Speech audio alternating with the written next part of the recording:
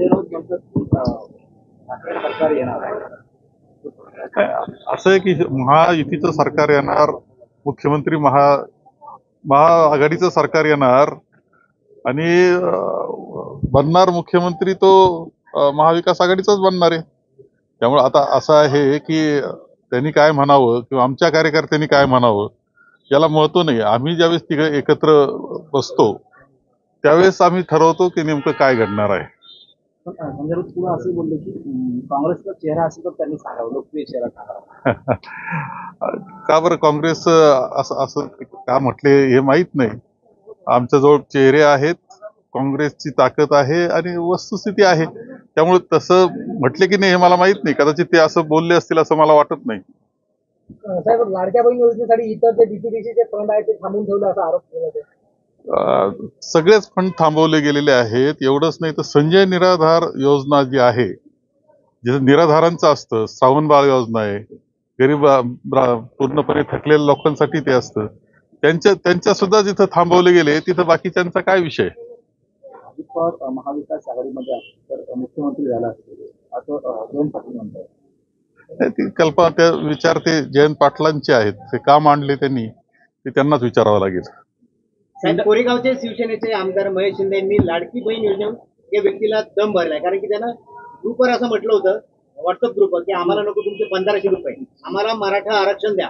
आमदारानं त्याला फोन केला थेट आणि स्क्रुटिनी कमिटीच्या बैठकीत कोण पात्र ठरेल कोण अपात्र ठरणार आहे, त्यामुळे इलेक्शनला फटका जर बसला कोण पुढे करतंय त्याचा करेक्ट गेम लावू असं आमदार त्यांना म्हणाले. आम्ही हे पाहतोय, सतत पाहतो आहोत की महायुतीचे जे आमदार आहेत त्यांचं वागणं जे आहे अत्यंत दुर्दैवी वागणं आहे. आम्ही म्हणजे स्वतः आपण पाहिलं की पोलीस स्टेशनला गोळीबार करणारे, पोलीस स्टेशनमध्ये गोळीबार करणारे आमदार आहेत, दमबाजी करणारे आमदार आहे. एक आमदार त्याला पाठवणार म्हणतो की जर तुम्ही जर मतदान व्यवस्थित केलं नाही तर आम्ही तुमचे पैसे परत घेऊ, त्या लाडकी बहिणीचे पैसे परत घेऊ. काय चाललंय काय हे? म्हणजे तुम्ही दमबाजी करून अशा पद्धतीनं सत्ता राबवू पाहतात, एखादी योजना राबवू पाहतात, हे साधारण विस्कळीतपणाचं लक्षण आहे. महायुतीमध्ये प्रचंड गोंधळ आहे, प्रचंड भांडणं आहेत. त्यांचं कोणत्या बाबतीत एकमत नाही. सत्ते बाबतीत मात्र एकमत त्यांचं आहे की सत्ता मिळाली पाहिजे आणि त्याकरता चाललेल्या उपद्व्याप आहे. कोण काय बोलतं याच्यावर कोणतंही नियंत्रण हे माननीय मुख्यमंत्र्यांचं नाही, उपमुख्यमंत्र्यांचं नाही. जे ते स्वायत्त झालं, स्वतंत्र झालं आणि स्वतंत्र पद्धतीनं वागतं आहे. हिंडनबर्ग रिपोर्ट पर आप क्या कहेंगे? हिंडनबर्ग रिपोर्ट तो आया है, आपने देखा है कि जब सीबी जो संस्था है ये स्वायत्त संस्था है, इंडिपेंडेंट है वो, उन्होंने काम करना चाहिए शेयर होल्डर के लिए. लेकिन आप देखते हैं कि वो अगर अदानी की सीबी का अध्यक्ष अदानी के फेवर में होगा, उनके शेयर्स उनके होंगे, अदानी के शेयर सीबी के अध्यक्ष के होंगे तो क्या होगा, वो कैसे डिसीजन देगा. पहला जो रिपोर्ट है उस पर जो रिपोर्ट सीबी ने तैयार किया है वो तो झूठ है, ऐसा इसका अर्थ है. सीबी के अध्यक्ष का राजीनामा इस्तीफा लेना चाहिए. विधान परिषद मुस्लिम मुक्त केले तुम्ही, याचे कारण काय? विधान परिषद मुस्लिम मुक्त केले तुम्ही, विधान परिषद एक मुस्लिमला घेतले नाही, त्याला पण काढलं. नाही असं असं असं काही नाही.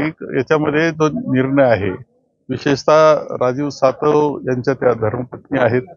2.5 वर्ष त्यांना संधी मिळाली होती, ती पूर्ण देण्याचा प्रयत्न आमच्या वरिष्ठ नेत्यांनी केला आहे. मुस्लिमांना डावलण्याचा हेतू त्यामध्ये नाही, पुढेही नसणार. पूर्णपणे त्यांना चांगलं प्रतिनिधित्व आम्ही देण्याचा प्रयत्न राहील. आपण जर पाहिलं तर इम्रान प्रतापगडी हे यांना निवडून दिलं राज्यसभेला, हे आपणच दिलंय, आम्हीच दिलेलं आहे. आम्ही असं म्हटलो नाही त्यावेळेस राज्यसभेला त्यांचं प्रतिनिधित्व येत असताना. आम्ही पूर्ण मतानी, आपण मतं सुद्धा पहा, 44च्या 44 मतं आम्ही सगळे व्यवस्थित पद्धतीनं देऊन त्यांना सन्मानानं पाठवले. पुढेही पूर्ण सन्मान आमच्या पाठीशी असणाऱ्या अल्पसंख्याक समाजाचे राहणार आहे. यवतमाळमध्ये जी बँक आहे बालाजी दाते महिला सहकारी बँक, त्यामधला घोटाळा उघडकीस आला.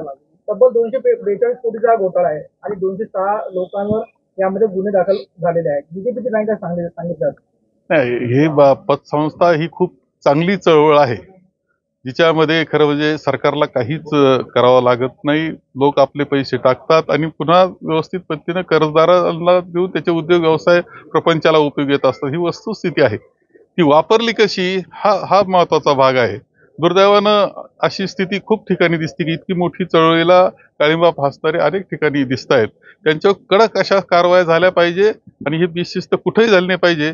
इतका बंदोबस्त जिथं घडल तिथं झाला पाहिजे. महाराष्ट्रामध्ये एकूण किती अर्ज आलेले आहे उमेदवारांसाठी काँग्रेस? नाही 10 तारखेपर्यंत आमचे उमेदवारी अर्ज घेतले जात होते. अजूनही लोकांची मागणी की ती मुदत वाढवावी अशी मागणी लोकांची आहे. प्रचंड प्रतिसाद आहे आणि आम्ही आता लातूर, उस्मानाबाद असं मराठवाडा केला.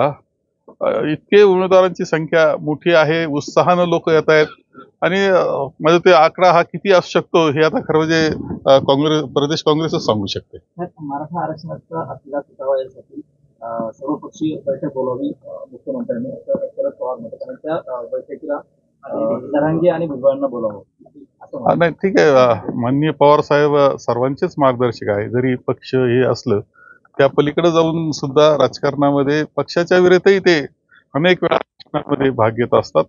त्यांनी जे सांगितलं असेल ते अत्यंत विचारपूर्वक सांगितलं असेल. प्रश्न सुटावेत सर्वांचे आणि प्रश्नामध्ये सर्व समाजामध्ये राहावं याकरताच ते बोलले असतील.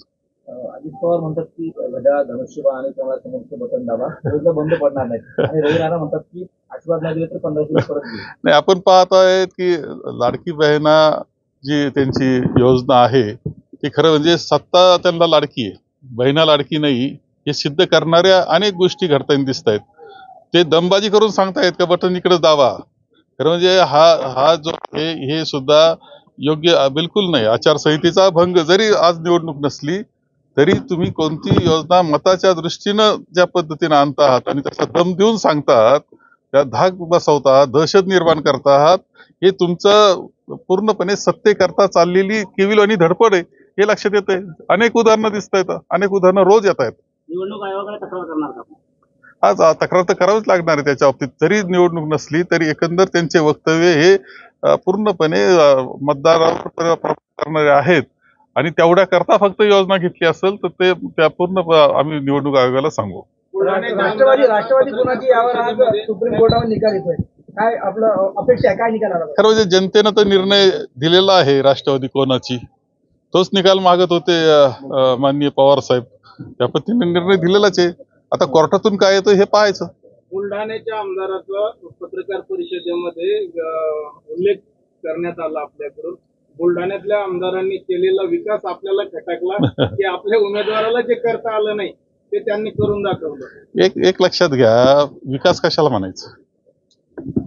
शहरामध्ये निनाळे पुतळे उभे करणं याला तुम्ही विकास म्हणत असाल तर आमची मात्र तशी व्याख्या नाही हे तुम्हाला प्रामाणिकपणे मी सांगतो. राजकारण जे केलं जातं ते राजकारण सर्वसामान्य माणूस, गरीब माणूस याच्या जीवनात तुम्ही काय परिवर्तन केलं, त्याच्या जीवनात कसा आनंद निर्माण केला, त्याला 2 वेळचं चांगलं मिळतं का नाही, त्यांच्या मुलांना शिक्षण चांगलं मिळतं का नाही, त्याला राहण्यासाठी योग्य आहे की नाही, आनंदाचं वातावरण आहे, याच्या करता आपण राजकारण करत असतो. फक्त जर पुतळे उभा करूनच असं राजकारण कधी होत नसतं. आपण पाहिलं पाहिजे की शेतकऱ्याचे हाल चालले, सोयाबीन घरात पडू नये, कापूस मागील वर्षाचा सुद्धा पडलेला आहे, तो विचार सोडून दिला आणि शेकडो कोटी रुपये अशा पद्धतीने खर्च करणं मी म्हणून तरी मला बिलकुल योग्य वाटत नाही. शेवटचा प्रश्न आहे की रविकांत तुपकर आपलं स्वतंत्र लढणारे 25 जागा, त्यांना काय सल्ला देणार? नाही, रविकांत तुपकर एक कार्यकर्ता म्हणून अत्यंत चांगला आहे, मी मान्य करतो. शेतकरी विषयात त्यानं काम केलेलं आहे. मला असं वाटतं की त्यांनी पुरोगामी विचाराबरोबर राहावं आणि पुरोगामी विचाराला मदत होईल असंच काम करावं.